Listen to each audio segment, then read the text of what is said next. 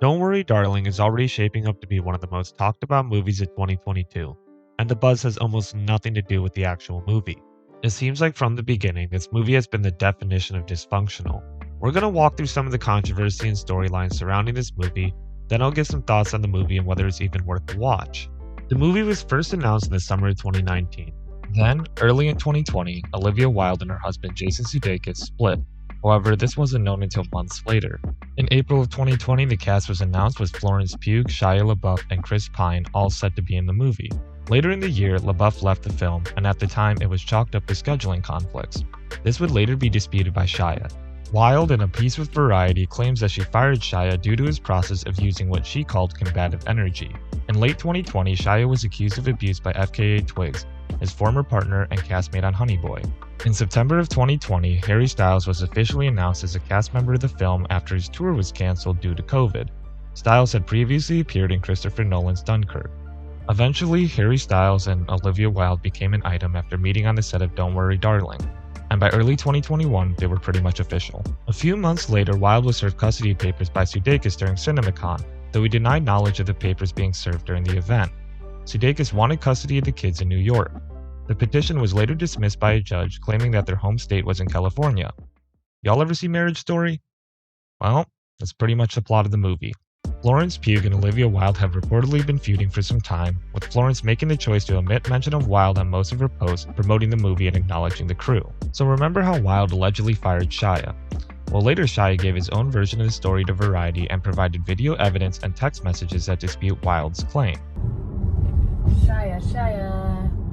I just went riding my horse, very sweaty, but I wanted to reach out because I feel like I'm not ready to give up on this yet, and I too am heartbroken, and I want to figure this out. And I think this might be a bit of a wake-up call for Miss Flo, and I want to know if you're open to giving this a shot with me, with us. If she really commits, if she really puts her mind and heart into it at this point, and if you guys can make peace, and I respect your point of view, I respect hers, but if you guys can do it, what do you think? Is there hope? Is there hope? Will you let me know? The piece also includes an email that Shia sent Wilde which claims that he left on his own due to a lack of rehearsal time with the other actors. Text between Shia and Florence leaked which disputes that there is a conflict between the two of them. I'm not going to get into these texts too much as no one has verified the authenticity of them, however, it does raise questions after Shia's Variety piece. In a recent interview with Stephen Colbert, Wilde once again denied firing Shia. Did you fire Shia LaBeouf? We had to replace Shia. He is a fantastic actor, but it wasn't going to work. And, when he gave me the ultimatum of, him or Florence, I chose Florence, and that was him feeling he was stepping away and me feeling like we were moving on without him. Then there was the infamous Venice Film Festival. During the press conference, a reporter asked about Shia, and the moderator shut down the question, and it created a pretty awkward moment. Hi, Alex Roman from The Hollywood Reporter. Congratulations on the film, I thought it was great, but I would also just like to ask about, the noise that you mentioned, and there's questions to Olivia, sorry. Question has been answered. So it's a separate section. It's about Shia LaBeouf and what. I think this question has been answered Really? when she talked about the internet. Yeah, done there. Thank you. Hughes skipped out on the press conference due to alleged scheduling conflicts, but showed up to the premiere. During the red carpet event, Pugh reportedly seemed to be avoiding Styles and Wilde.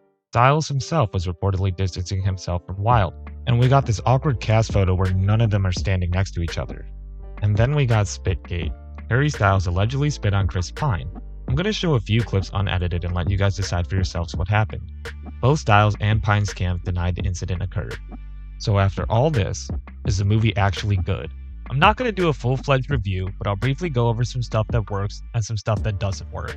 I'm going to keep this section spoiler-free so you can go see the movie and judge it for yourself. So what works in this movie? The cinematography is pretty good. This should come as no surprise since it was done by Matthew Libatique, who's a frequent collaborator of Darren Aronofsky. So the movie is pretty well shot. The set design was also pretty good. When they were doing the initial world building, the movie actually is fairly interesting, and the first hour or so of this movie actually isn't that bad. However, hour 2 is a different story.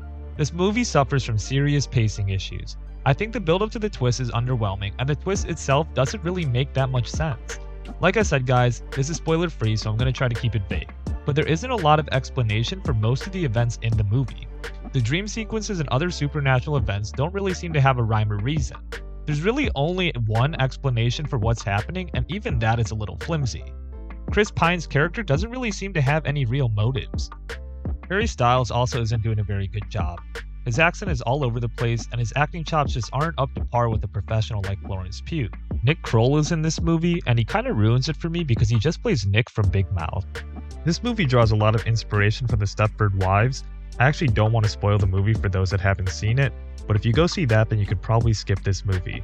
There was an alternate ending written for this movie, so I'm going to leave a link down below so you guys can go check that out, but it is 10 times better than what they came up with.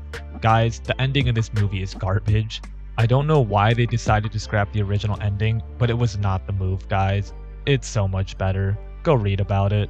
So I'm going to leave you guys with some final thoughts. Florence Pugh is really good. Harry Styles isn't doing a very good job. The cinematography and the editing is good. The plot is pretty bad. Overall, I'm probably going to go ahead and give this movie a 4 out of 10. Yeah, that sounds about right. Yeah, let's go with 4. And that about wraps up this video. Leave a comment down below giving your thoughts on what video you might want to see next. This has been the Mellow Time Movie Hour. Thank you guys for watching. I'll see you next time. Go ahead, hit that like button and subscribe.